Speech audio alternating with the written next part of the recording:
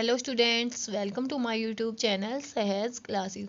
तो आज इस वीडियो में हम जो क्लास 12th की यूनिट है 8D and F block elements उसका क्वेश्चन 20 देखेंगे। इससे पहले हम इसके 19 क्वेश्चन 1 बाय 1 डिस्कस कर चुके हैं। आप चाहें तो प्लेलिस्ट में जाके देख सकते हैं।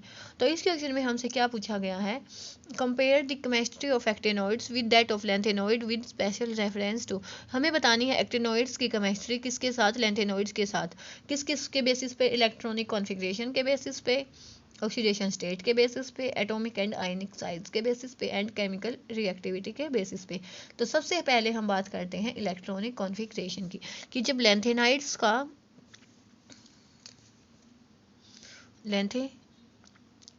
का हम कॉन्फ़िगरेशन लिखेंगे और एक्टिनोइड्स का हम कॉन्फ़िगरेशन लिखेंगे तो क्या होता है, लेंथेनोइड्स का कॉन्फ़िगरेशन क्या होता है, Xg 54 4f 1 to 14 5d 01 6s2। ये कॉन्फ़िगरेशन आप देखना चाहें ना तो मैंने जब D and F block element start किया था उससे पहले 3 वीडियो बनाई थी डी ब्लॉक लेंथेनोइड एक्टिनोइड के कॉन्फ़िगरेशन के, आप चाहे तो वो देख सकते हैं।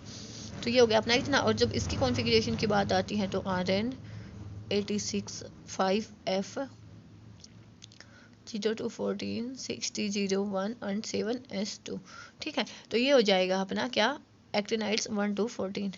ठीक है, अब देखो ये तो किसका कॉन्फ़िगरेशन, अपना लेंथेनोइड का, और ये एक्टिनोइड का। अब क्या है, लेंथेनोइड में तो जो एफ सब शेल यूज हुई है वो 4f वाली हुई है और एक्टिनोइड्स में जो हुई है 5f हुई है। तो यहाँ से हम क्या लिखेंगे कि lanthanoids belongs to 4f series and actinoids belongs to 5f series. ठीक है, तो ये तो किसकी बात थी, इलेक्ट्रॉनिक कॉन्फ़िगरेशन की। अब हम चलते हैं किस पे, एटॉमिक और आयनिक साइज पे। जैसे हमने देखा था ना कि लेंथेनोइड्स में क्या होता है कि जो इलेक्ट्रॉन ऐड होते हैं वो तो एफ सब शेल में होते हैं। जो लेंथेनाइड कॉन्ट्रैक्शन में हमने पढ़ा था, एक क्वेश्चन आया था कि जो इलेक्ट्रॉन ऐड होंगे ना वो एफ सब शेल में होंगे और जो प्रोटॉन है वो इजीली ऐड हो जाएंगे। क्यों? क्योंकि एक ही एफ सब शेल है, मान लिया मैंने ये एफ सब शेल में नहीं है तो इसमें इलेक्ट्रॉन पहले से भी हैं और बाद में भी इलेक्ट्रॉन का आना है, तो नेगेटिव नेगेटिव के बीच में क्या हो जाएगी, रिपल्शन। और इस रिपल्शन, इसमें तो रिपल्शन होने की वजह से जो एडिशन ऑफ इलेक्ट्रॉन होगा वो एडिशन ऑफ प्रोटॉन की बजाय कम होगा। तो जैसे जैसे हम यहाँ से मूव करेंगे ना, जैसे क्या है अपनी लेंथेनाइड सीरीज, लानत है Selena ट्रैटी and Pamela Tompe Sam की ये थी। तो जैसे जैसे हम यहाँ से यहाँ पे जाएंगे ना तो क्या होगा, एडिशन ऑफ पॉजिटिव चार्ज तो अपना बढ़ेगा और नेगेटिव चार्ज होगा ना वो क्या होगा, उसमें क्या होगा कि वो इलेक्ट्रॉन का एडिशन इतना इजीली नहीं होगा। तो पॉजिटिव चार्ज के बढ़ने से जो पॉजिटिव नेगेटिव के बीच में अट्रैक्शन है वो बढ़ जाएगा और इनके बीच में क्या हो जाएगा, जो साइज कॉन्ट्रैक्शन हो जाएगा जिसको हम क्या बोलते हैं, लेंथेनाइड कॉन्ट्रैक्शन बोलते हैं। ऐसा ही किस में होगा, एक्टिनोइड के केस में भी होगा। ठीक है, उसमें भी क्या था, जो उसके हमने देखा था थोड़े पहलवान उनसे निपटेंगे, पुराने आम कम बिकेंगे, ये वाली सीरीज देखी तो इसमें भी ऐसा ही होता है। तो इसमें हम क्या बोलेंगे कि both lanthanides and actinoids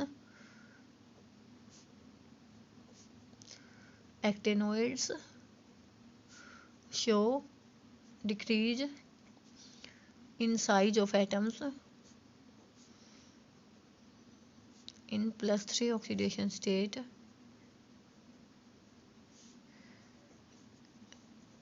due to increase in nuclear charge. ठीक है, इंक्रीज चार्ज में इंक्रीज होने की वजह से जो अट्रैक्शन है वो बढ़ जाएगा, बढ़ने की वजह से जो इसका साइज है वो कॉन्ट्रैक्ट हो जाएगा। लेंथेनोइड के केस में हम क्या बोलते हैं, लेंथेनाइड कॉन्ट्रैक्शन, और एक्टिनोइड्स के केस में हम क्या बोलेंगे, एक्टिनोइड कॉन्ट्रैक्शन। ठीक है, अब बात आती है किसकी, ऑक्सीडेशन स्टेट की, कि जो अपने लेंथेनोइड्स हैं वो कौन सी ऑक्सीडेशन स्टेट दिखाते हैं और जो ये अपने एक्टिनोइड्स हैं वो कौन सी ऑक्सीडेशन स्टेट दिखाते हैं। तो पहले बात करते हैं हम लेंथेनाइड्स की, कि जो लैंथेनाइड्स होते हैं ना वो अपनी लिमिटेड ऑक्सीडेशन स्टेट दिखाते हैं। क्यों दिखाते हैं? क्योंकि देखो जब हम इसके जो मान लीजिए ये अपनी न्यूक्लियस है, बाकी शेल को छोड़ के मैं आपको एक बार ये बना के दिखाऊंगी, ये अपनी 4f है, 5 ये अपनी 5d 4f 5d 6s, ये जो शेल हैं कि इनमें जो एनर्जी गैप होता है लैंथेनाइड्स में वो बहुत ज़्यादा होता है। बहुत ज़्यादा होने की वजह से इतना एनर्जी गैप है मान लिया इसमें कि इस इलेक्ट्रॉन को हमने हटाया, उसके बाद इस वाले इलेक्ट्रॉन को हटाने के लिए हमें और ज़्यादा एनर्जी देनी पड़ेगी, और इस वाले को हटाने के लिए तो और भी ज़्यादा एनर्जी देनी पड़ेगी, क्योंकि इनमें एनर्जी गैप है बहुत ज़्यादा। तो इसीलिए ये ज़्यादा ऑक्सीडेशन स्टेट नहीं दिखा पाते कि जो इनकी आउटर मोस्ट शेल होती है ना उसमें से ही बस रिमूवल ऑफ इलेक्ट्रॉन पॉसिबल होता है, बाकी से नहीं होता। तो यहाँ पर हम क्या लिखेंगे कि these shows limited oxidation states, जो कौन सी हो सकती हैं, +2 +3 +4, out of which +3 is common. ऐसा क्यों होता है? This is due to large energy gap between 4f 5d and 6s shell. ठीक है, ये तो किसकी बात थी? लैंथेनाइड्स की। अब बात आती है किसकी? एक्टिनोइड्स की। एक्टिनोइड्स के केस में क्या होता है, ये जो एनर्जी गैप होता है वो स्मॉल होता है। स्मॉल होगा तो यहाँ से भी इलेक्ट्रॉन हटाना पॉसिबल है, यहाँ से भी। तो ये क्या दिखाते हैं? Show A variety of oxidation states. कौन सी दिखा सकते हैं? +3 +4 +6 +7। क्यों? Due to small energy gap between 5f 60 and 7s shells. ठीक है, ये जो किसकी बात हुई है? अपने एक्टिनोइड्स के जो ऑक्सीडेशन स्टेट है कैसे कैसे वो दिखाते हैं। 3 बात हो गई, कॉन्फ़िगरेशन की, आयनिक साइज, एटॉमिक साइज की और ऑक्सीडेशन स्टेट की।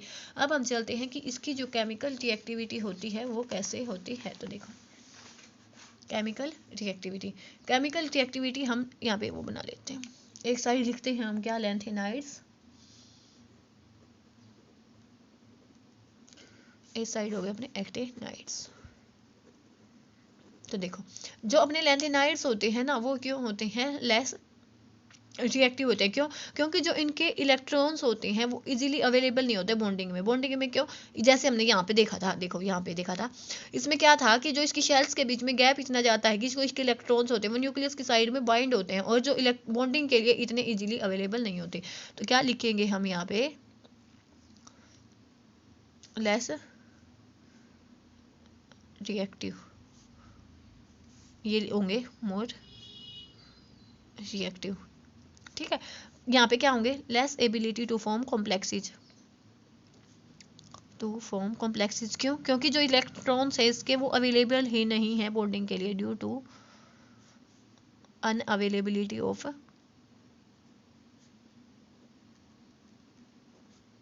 इलेक्ट्रॉन्स। ये क्या होंगे? More ability to form complexes because electrons are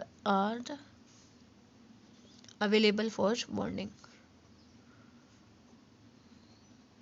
ठीक है, ये तो हो गई अपनी ये बात। उसके बाद क्या है, ये इतने ज़्यादा रिएक्टिव होते हैं कि ये जो अपने ये एक्टिनाइड्स हैं ये इतने ज़्यादा रिएक्टिव होते हैं कि ये नॉन मेटल के साथ मॉडरेट प्रेशर या टेम्परेचर पे भी रिएक्शन कर देते हैं। तो क्या लिखेंगे यहाँ पे हम? Combine with non metals eight moderate pressure, moderate temperature.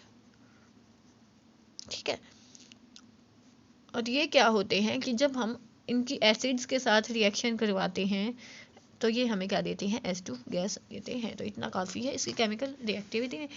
तो यहाँ पे जो अपना ये क्वेश्चन 20 है वो कंप्लीट होता है। नेक्स्ट वीडियो में हम मिलेंगे क्वेश्चन 21 के साथ। तब तक के लिए धन्यवाद। Thanks for watching my video.